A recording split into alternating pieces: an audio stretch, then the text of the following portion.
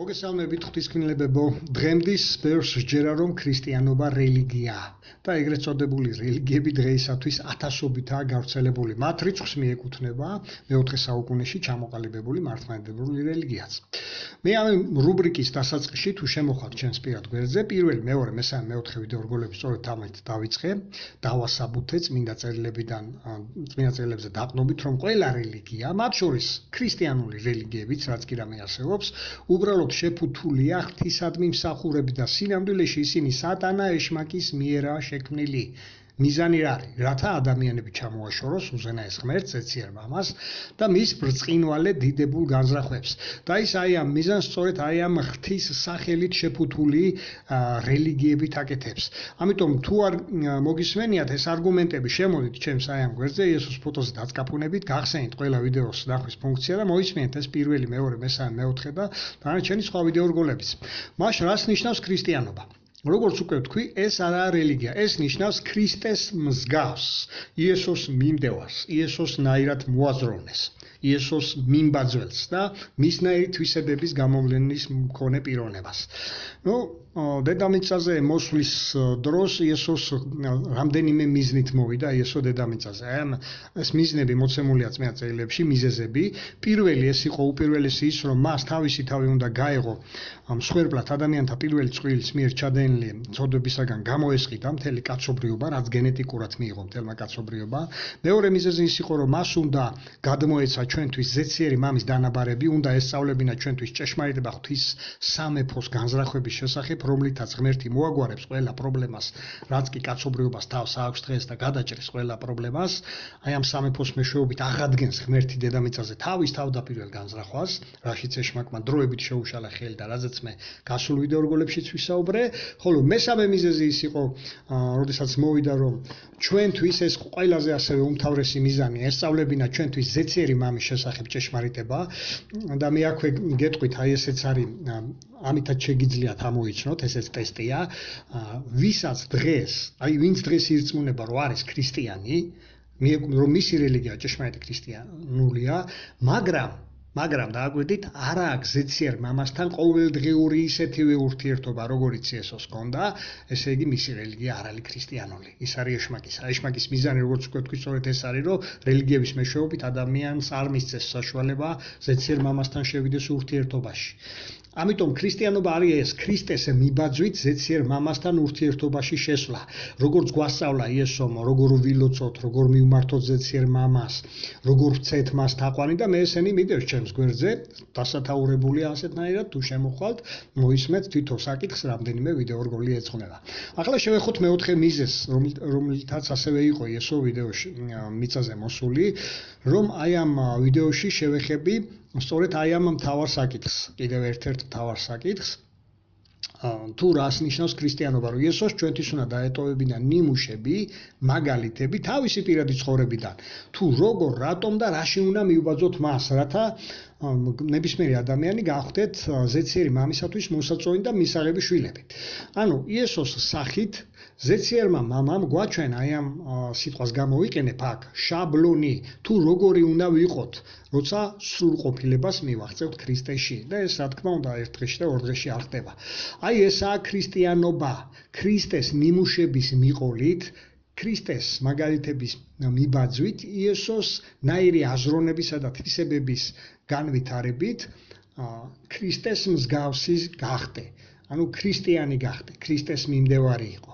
ვიდრე უფრო დავაკონკრეტებ დეტალებს, მოდით ჯერ ვნახოთ ერთი წინასწარმეტყველება, თუ როგორი მომავალი ელის მსოფლიოს, ანუ როგორი ადამიანები იქნებიან დასახლებული დედამიწაზე არმაგედონის შემდგომ. არმაგედონი გადატანილები. ეს წინასწარმეტყველება იკითხება ჯერ კიდევ 37 ფსალმში არის მოცემული. მე ვისაუბრე ამ ფსალმუნიდან ზოგიერთ მუხლზე გასულ ვიდეო რგოლებში და ახლა შევეხოთ 37 ფსალმუნის 34-დან 38-ის ჩათვლით. 34 მუხლიდან ვიგებთ, რომ არმაგედონის დღეს ეს უკეთურები განადგურდებიანო. ხოლო დასაწყისშივე ეს მუხლი ჩვენ მოგვიწოდებს, რომ გამოვავლინოთ ისეთი თვისებები და გამოვერიდოთ ასეთ კატეგორიას, ვინც ცუდ გავლენას ახდენენ ჩვენზე და იმედი დავამყაროთ მხოლოდ უფალზე. აქვე თუ აკვირდებით მოთხოვნა არის, რას გულისხმობს ეს, რომ უნდა დავიცვათ მისი გზები. და ვიაროთ მისი რჩევები. თუ ეს რას ნიშნავს მისი გზებით სიარული, ზუსტად ამის წინა ვიდეო რგოლში მქონდა ამაზე საუბარი.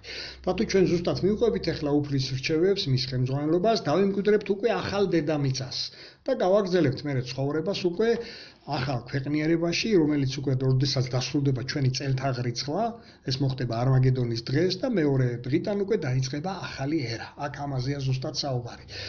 დაიწყება ახალი ქვეყნიერება და აქ 25-36 მუხლებიდან გვანახებს უზენაესი, რომელიც კითხულობს ადამიანების აზრებს, გულის სურვილებს, რომ ვისაც ბოროტებით აქვს სავსე, ხო, გული, ვისაც ბოროტ გეგმებს იზრახავენ, ის აქვე თავისი აი გვარწმუნებს ამ ასეთი ბოროტების განადგურებით მოხდება, რომ ეს არ მოხდება ისე, რომ აი დროდადრო რო ხდება ხოლმე ვიღაცა ბოროტებას ჩადის და მე თავის ჩადენილი საქციელის შედეგს რო იმკის საბოლოოდ. აქ ამაზე არ არის საუბარი. ეს ასეც ხდება ისედაც ინდივიდუალურად ბევრი ბოროტი ადამიანის ცხოვრებაში, მაგრამ აქ საუბარია, როდესაც მასიურად გაანადგურებს, ერთნაირად მოსპობს.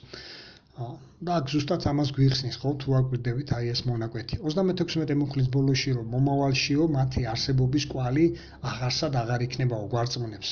იგივეს გვიმეორებს 38 მუხშიც, რომ ეს არ იქნება დროდადრო, არამედ დროდადრო მათი განადგურებით, არამედ აქ საუბარი არმაგედონში დედამიწიდან მათ ამოძირკვაზე ერთნაირად მოისპობიანო და განადგურდებიან და ეს სიტყვაა გამოყენებული, ხედავთ, აი გადაშენდებიანო, შემოხაზული მაქვს.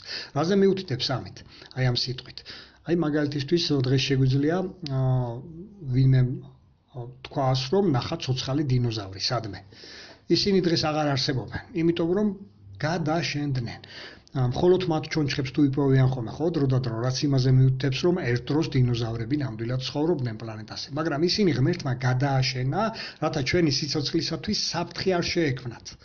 და დღეს ვინც უქმნიან საფრთხეს ამ ადამიანების გადაშენებაზე საუბრობს, ხო? დღესაც ჩვენ ქვეყანაშიც თუნდაც დავაკვირდეთ ამ ხელასი ბოროტეს აკეთებენ ბევრი და უსამართლობას, ეს განუკითხაობა რომ მიდის და საფრთხეს უქმნიან სხვების სიცოცხლეს, ქვეყნის განვითარებას, ხო? აი მსგავსი ადამიანების გადაშენებაზე აქ საუბარი. ბოროტები და უკეთურები საერთოდ აღარ იცხოვრებენო დედამიწაზე, გვარწმუნებს ეს მონაკვეთი უფლის მიერ ნათქვამი ეს წინასწარმეტყველება. რომ აი დინოზავრების მსგავსად, როგორც დინოზავრები ცხოვრობენ დღეს აღარ არიან, ასევე მათი კვალი არსად აღარ იარსებებს. მაშ ვინ იცხოვრებენ მომავალში, როგორი ადამიანებით იქნება დასახლებული პლანეტა? ამისი პასუხი თუ აკვირდებით 37 მუხლშია. მომავალი ეკუთვნისო მშვიდობიან კაცს. ანუ დედამიწაზე დაისადგურებს მშვიდობა. რატომ? იმიტომ რომ თითოეული ადამიანი იქნება მშვიდობის მოყარე და არა უბრალოდ მოყარე, არამედ თავად გამოავლენენო აი ამ თვისებას, რაც მშვიდობისთვის არის საჭირო ერთმანეთის მიმართ და ინიციატორი იქნება ყველა უკვე. რატომ გახდებიან ასეთები ეს ადამიანები? იმიტომ რომ ჩვენ ავირეკლავთ სრულიად ქრისტეს, რაც არის შაბლონი, იესოს მიერ დატოვებული სრულყოფილი ადამიანის ნიმუში, ის თუ როგორი უნდა იყოს ღვთისქმნილება ადამიანი. დღეის მდგომარეობით ადამიანებს დაკარგული აქვთ ადამიანობის სახე. და ამიტომაც ადარებენ ხოლმე, ხო, იტყვიან ხოლმე ზოგზე მელაო, ზოგი გველიაო, ზოგი გელიაო, ზოგი ვირთხაო, ზოგი ღორიაო და ასე შემდეგ, ხო? ადამიანები ქვიათ, მაგრამ გამოირჩევიან ასეთი თვისებებით, რომელიც ამა თუ იმ ცხოველს მოგვაგონებს. ეს არ იყო შემოქმედის ჩანაფიქრი, როცა ის თავდაპირველად ქმნიდა ადამიანს, მან შექმნა ადამიანი. თუ როგორი უნდა ყოფილიყო ადამიანი თავად თქვა, რომ ჩვენი მსგავსი შევქმნათო, როდესაც საუბრობდა თავის ძესთან იესოსთან ერთად და ანუ ჩვენც უნდა ყოფილიყავით მათი მსგავსი. აი ამისკენ მიყავს ქრისტეს კაცობრიობა. აი ეს შაბლონი, რომ ასეთები უნდა გავხდეთ, როგორებიც თავდაპირველი განზრახვა იყო ღმერთის. ადამიანებმა მოგვიანებით დაკარგეს უბრალოდ ადამიანება და სრულყოფილება, როცა ეშმაკს შეუერთდნენ ამბოხებაში და დღემდის მსოფლიოს აი ეს უდიდესი ნაწილი მისი გავლენების ქვეშაა მოქცეული. მისი ტყვეობაში. მე ამაზეც მიდევს ვიდეო რგოლი თუ რას ნიშნავს ჭეშმარიტი თავისუფლება, როგორ შეგიძლიათ დააღწიოთ თავი მის ტყვეობას თუ შემოხვალთ და მოიძიებთ ამ ვიდეოს და მოისმენთ.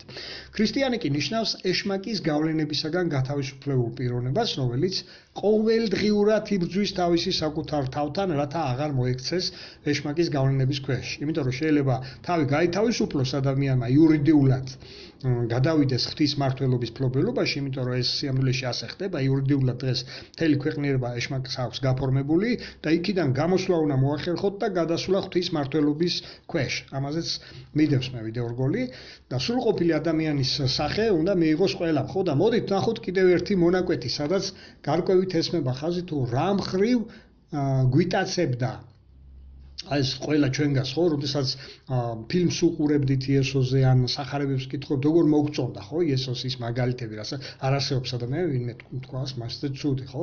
ყველა იტყვის, რომ შესანიშნავი პიროვნებაა თავისი თვისებებით, თავისი მიდგომებით და ეს ყველას გვიტაცებს. მაგრამ რატომღაც მე აღარ ცდილობს ვინმე მიბაძოს მას. აქ ამაზეა საუბარი, მისაბაც მაგალითებს ყოველთვის გვიტოვებდა იესო და აგერ ახლა წავიკითხავ ამას, რომ ის სწორედ ამ მიზნით იყო მოსული, ერთ-ერთი მიზეზი სწორედ ეს იყო, ეს მეოთხე მიზეზი, რომ მიგვებაძა მისთვის. პეტრეს პირველი წერილის მეორე თავს დაურთავ 21, 22, 23 მუხლები. აი მივაქციოთ ყურადღება 21 მუხლს. ნახეთ რომ ქრისტიანობა არ ნიშნავს რელიგიურ დღესასწაულების აღნიშვნას, ხო? როგორი გასაგებად იკითხება, რომ ქრისტიანებისთვის ქრისტე კუჭზე კი არ უნდა გადიოდეს და დღესასწაულებზე. არამედ ქრისტიანი არისო ნიმუში, ქრისტე საერთოდ ნიმუში, რომ მიუყვეთ იესოს ნაკვალებს, იგი როგორი იკითხება, მას მივბაძოთო მსგავსი თვისებები გამოვავლინოთო და შემდეგ 22-23 მუხლიდან ვიგებთ, თუ დავაკავშირეთ იმ წინასწარმეტყველებასთან, რომელიც ზემოთაც წავიკითხე, რომ შვიდობიანები უნდა ვიყოთ, აი რას ნიშნავს შვიდობიანი ადამიანი, ეს გვაჩვენა იესო. და აქ ზუსტად ეს იკითხება. რომელი ადამიანებიც უკვე მერე როგორი ადამიანებითაც დასახლდება მერე სრულიად დედამიწა. მაგრამ დღესვე როგორები უნდა ვიყოთ, აქ ზუსტად ამას ვსწავლობთ იესოს მიბაძვით, მშვიდობის მიყოლაში რა იგულისხმება, მოყვასის სიყვარულში რა იგულისხმება, მშვიდობიანი აი ყოფა გარეშეებთან, რთულ ვითარებებშიც კი. სწორედ ესაა აქ ჩამოთვლილი 22-23 მუხლებში, რომ ყველა იესოს მიმდევარი მსგავსი თვისებების დროს, აი ეს სიტყვიერი იქნება თუ ფიზიკური, ამ დაპირისპირებებში, უნდა აჩვენებდეს, რომ ქრისტესია და არა პირიქით ეშმაკისა, ხო? იმიტომ რომ ბევრი ირწმუნება, რომ ქრისტესია, მაგრამ მათი საქციელი საპირისპიროს მოწმობს. აი მაგალითისთვის გეტყვით, პორტში როა გემები გაჩერებული, ვიღაცა შეიძლება ამტკიცებდეს, რომ ესენი კაი გემებია, კაი გამძლე, ძლიერი ხომალდებია, მაგრამ ისინი როდის გამოჩნდება, რომ კარგი და ძლიერია, როცა მოყვება ძლიერ შტორმში, ძლიერ ქარიშხალში და რომელიც მე გაუძლებს ამ ყოველივეს, ვიტყვით, რომ აი გაუძლო ამ ქარიშხალს, ამ შტორმს, ესე იგი ეს მართლა კარგი და ძლიერი ხომალდი ყოფილა. მსგავსად არის ადამიანების საქმე, ხო, იმ რელიგიებშიც, ვინც ამტკიცებენ, რომ ქრისტიანები არიან, სიამოვნებაში შტორმში როცა მოყვებიან და ეს მსგავს სიტუაციებში, რაც აქ იკითხება 22-23 მუხლებში, ამით უნდა აჩვენონ, რომ ისინი არიან ქრისტესნი, ქრისტიანები, ნამდვილი ჭეშმარიტი ქრისტიანები. და ეს არის მდგენელი. როგორც ხედავთ, ქრისტიანობა უნდა გადიოდეს გონებაზე, ცოდნაზე, ცოდნის შესაბამისად ცხოვრებაზე და ნურავის ექნება იმის იმედი, რომ დღეს მაგალითად ღვინოს დალევს, ყანწით დალევს, დოქით, 64-ში შევა ხოხვით, ხო იქ? ინტერნეტში როა აბირთული. არა. ასეთებზე გარკვევით იკითხება, რომ გადაშენდებიანო, როგორც დინოზავრები გადაშენდენო. ნახოთ კიდევ ერთი მონაკვეთი, სადაც ჩანს, რომ ქრისტე არის შაბლონი, მაგალითი იმის საჩვენებლად, რომ თითოეული ადამიანი როცა საბოლოოდ გასრულყოფილდება და ეს ჩვენი ტვინის უჯრედებიც ამ დროს სრულყოფილი გახდება. ანუ დღეს თუ მეცნიერება ამტკიცებს, რომ სამ რაღაცა პროცენტი მუშაობს ადამიანის ტვინის უჯრედები დანარჩენი არის გაყინულ მდგომარეობაში, ბიბლია გვარწმუნებს, რომ მოხდება სრული გასრულყოფილება ამ ხრივაც და ჩვენთვის ის რას დღეს ბევრი ადამიანისთვის რას დღეს ფასეულობებია, ეს პრიორიტეტები, სულ სხვა რამე იქნება პრიორიტეტი. სულ სხვა რამე იქნება მთავარი ფასეულობა. 100% ან ტვინისთვის უკვე, აგერ ეფესოელთა მეოთხე თავის 13 მუხლი, აქ კონტექსტში საუბარია, რომ ეს თავისით არ მოხდება, როგორც კბილები რო ამოსდის ადამიანს და თმები ეზდება, მსგავსი რამ არ იქნება, არამედ ეს უნდა მოხდეს სახარების კითხვით და შესწავლის პროცესში და წმინდა სულის უნდა მივცეთ საშუალება იმოქმედოს ჩვენზე აი ამ სწავლის პროცესში. მაგრამ ვინ უდგანა თავში აი ამ სწავლას? ამისთვის იესომ ჩამოაყალიბა 60-კულო ეკლესია, ანუ მოციქულებზე დააფუძნა ხელმძღვანელი საბჭო, რომელიც გაუძღვებოდა ამ საქმეს და დრო და დრო ხდებოდა აი ამ ხელმძღვანელ საბჭოში ცვლილებები იმის გამო, რომ ადამიანები დიდი ხნით ვერ ცოცხლობენ, ხო? და საჭირო ხდებოდა ჩანაცვლებები. აი ეს ხელმძღვანელი საბჭო მოვიდა დღემდის არსებობს ეს ხელმძღვანელი საბჭო დღესაც, ვინც თემ სოფლიოზე უწევს კაცობრიობას. მათი ოფიციალური ვებ მისამართია მე ბევრჯერ მithქვი, აგერ კვლავ დაურთავ jw.org. აი ამ ვებგვერდს ესტუმრეთ. ყველა თქვენს კითხვაზე მიიღებთ პასუხს. იქ გამოდიან სწორედ აი ამ ხელმძღვანელი საბჭოს წევრები, მათ თემებს მოისმენთ ასევე და გაეცნობით, ასევე თავად შეგიძლიათ მიუთითოთ, იქ არის ასეთი მოიძიოთ და გამოთქვათ სურვილი ბიბლიის პირად შესწავლაზე ონლაინ რეჟიმში. ეხლა დავაკვირდეთ კვლავ ისევ აი ამ მონაკვეთს, როგორ სადამდე უნდა მივიდეს ადამიანი. პირველი აქ ვიგებთ რას თუ აკვირდებით, რომ სოფლიო ერთობას შეუწყობს ხელს აი ეს ქრისტეს მოდელი, ხო, აი ეს ადამიანი, როცა გახდება ასეთი, როგორც იყო ქრისტე, ყველა ადამიანზეა საუბარი. რწმენაში ერთიანები გავხდებით, ანუ ერთი შეხედულებები გვექნება, როგორც ზეციერმამას და იესოს აქვთ კონკრეტულ საკითხებზე ერთი შეჯერებული შეხედულება, ასევე გვექნება ჩვენს საერთო შეხედულება, ყველაფრის მიმართ.